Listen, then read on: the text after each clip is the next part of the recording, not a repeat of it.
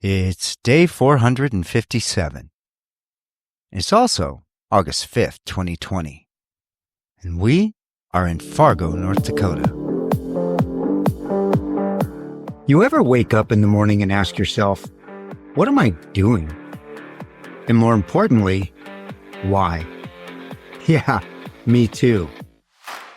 Hi, my name's Craig, and this is my story. A story about life. Life out there.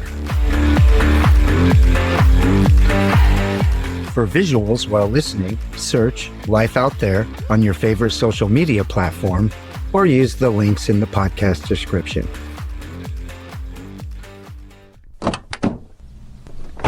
Arriving in Fargo, it was not what I had expected.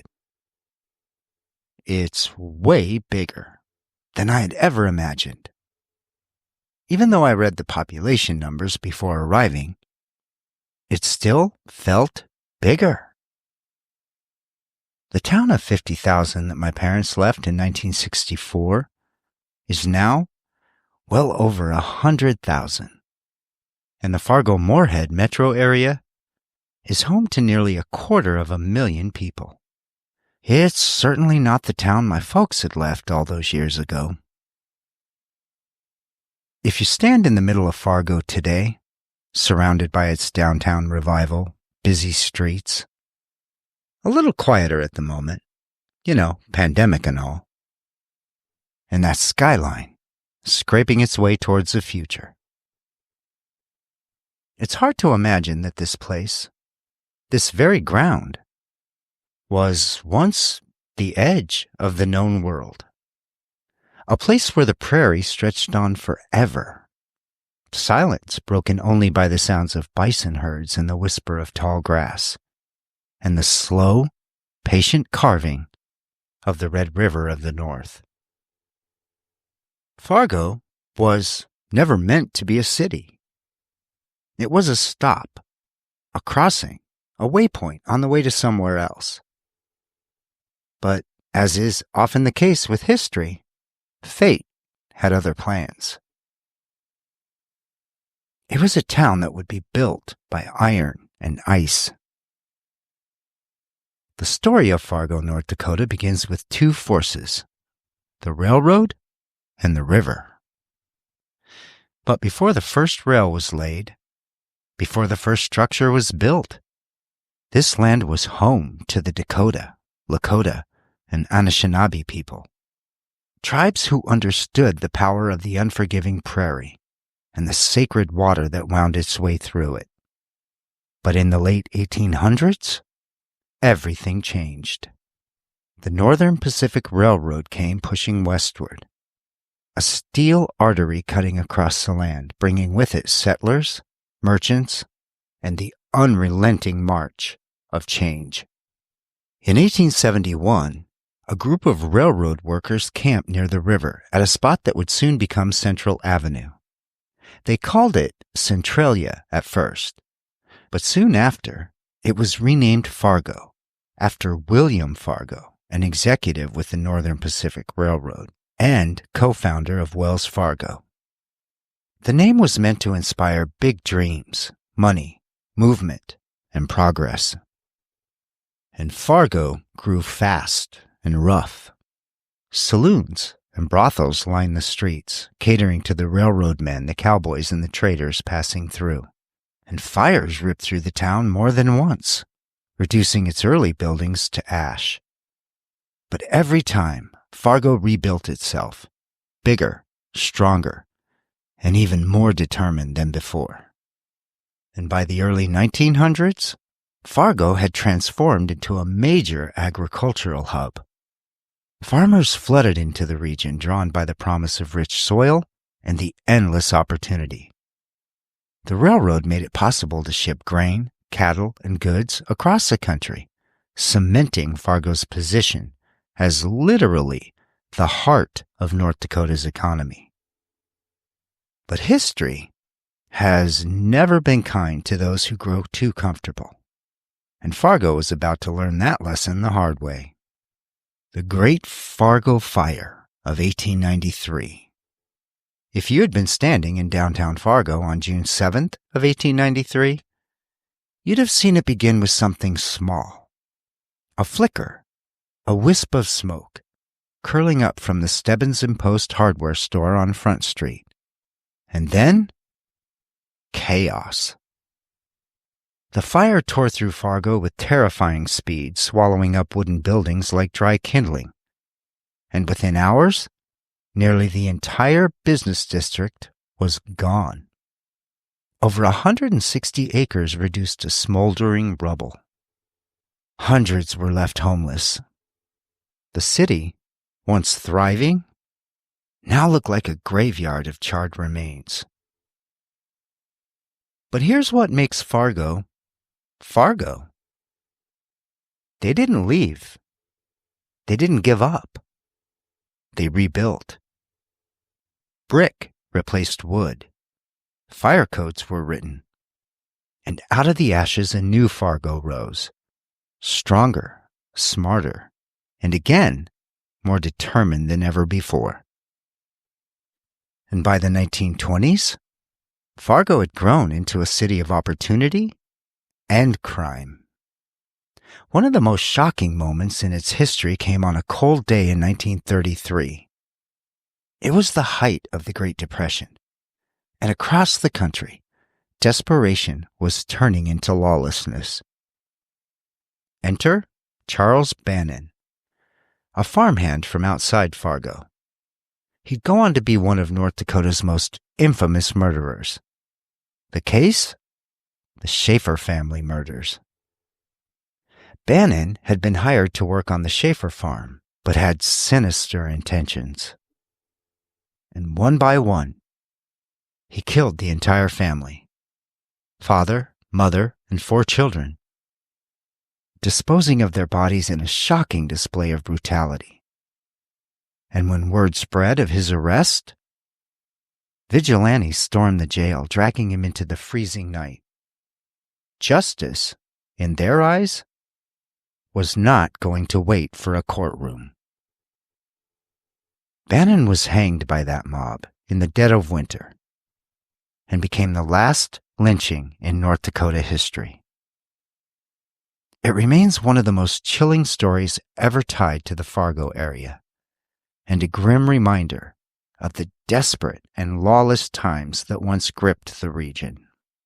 And then, Fargo fights floods. For all its growth and resilience, Fargo's always had one natural enemy, the Red River of the North.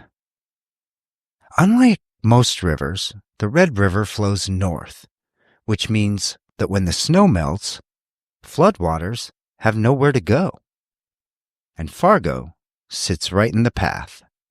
The Great Flood of 1997 was a disaster of epic proportions.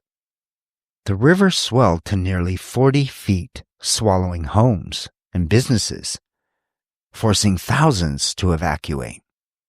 National news cameras captured the images of people fighting to save their city with sandbags and sheer determination.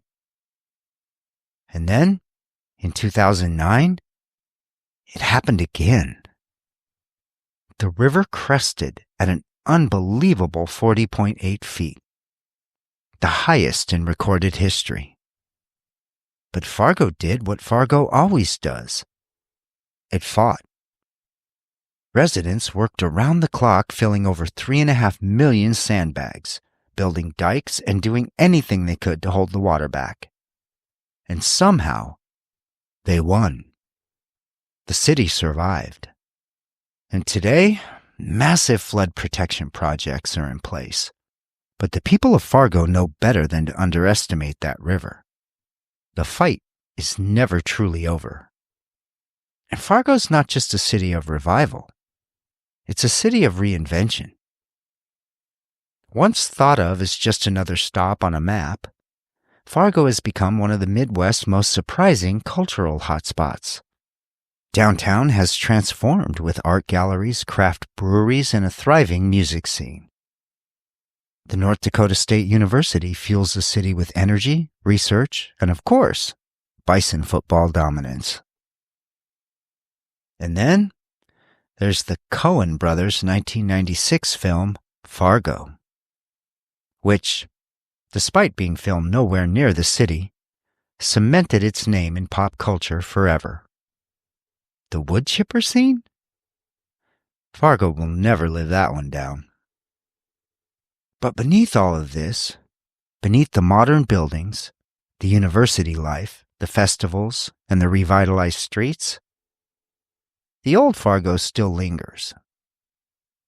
It's in the resilience of the people, the way they come together when the floodwaters rise, the way they rebuild after the fires, the way they embrace the cold winters and the challenges that come with it.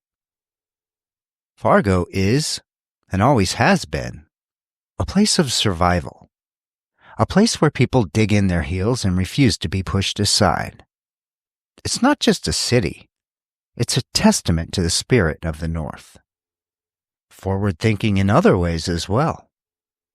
As the area continued to thrive, Fargo would institute a refugee resettlement program during the 1980s. Programs administered largely by the area's Lutheran churches. And as a result, today, the area draws folks from not only around the country, but around the globe to find success in everything from education and tech to food processing, manufacturing, and healthcare. The area consistently reports amongst the lowest unemployment rates in the nation, as well as some of the most affordable housing. And, as if it did not have enough going for it, Money Magazine has named Fargo the best place in America to start a business. Several times. Who knew? But for me, Fargo was a few days camped along the banks of the Red River, enjoying walks to the library and driving through the old neighborhoods. I imagined what Fargo would have looked like back when my parents were young, when my father walked these very streets on his way to school. Did he ever wonder if the city, or anyone, would remember him? I'd learned so much standing on the side of a mountain in Craig, Montana, and in a library in Cascade, Montana. The past, the ancestry, it had weight there. And it's what brought me here. Because there was still something missing. The other side of the family. Something I thought I could find in the city where generations of my family had lived, worked, and built lives. Yet, it seems, in all that history, just fragments. Fragments forgotten. Or simply never told. On purpose, maybe. Before I knew it, I felt like I was looking for something I couldn't even quite name. I followed the past where it led me. Like the building that once housed the Teamsters Local 116, the place my grandfather had called to work for years. But when I got there, nothing left. Nothing of the past. A building still stood, contractors renovating for another business to move in. No one knew anything of the name Teamsters. One of the contractors said the building had been many things over the years, but again, he had no recollection of anything Teamsters related. Another example of a thing that had vanished with time. Standing in a parking lot, trying to connect with something that no longer existed, I realized something. It's almost as if some pieces of the past aren't meant to be found. I'd come to Fargo hoping to uncover something tangible, something I could hold on to. Instead, I left with something far less certain. I left with a sense of absence, an understanding that history is often more about what's missing than what remains. I may have left Fargo with little more than a visual, a high school yearbook photo of what my young father looked like, and a sense of a city that my family once called home. But I also left understanding the importance of knowing the difference between what you want to know and what you need to know. And learning to be okay with the fact that there are some things you will never know. Turns out, this thing called life comes with a lot of rules. Maybe it's time to break a few. Because you can. No, seriously, you can.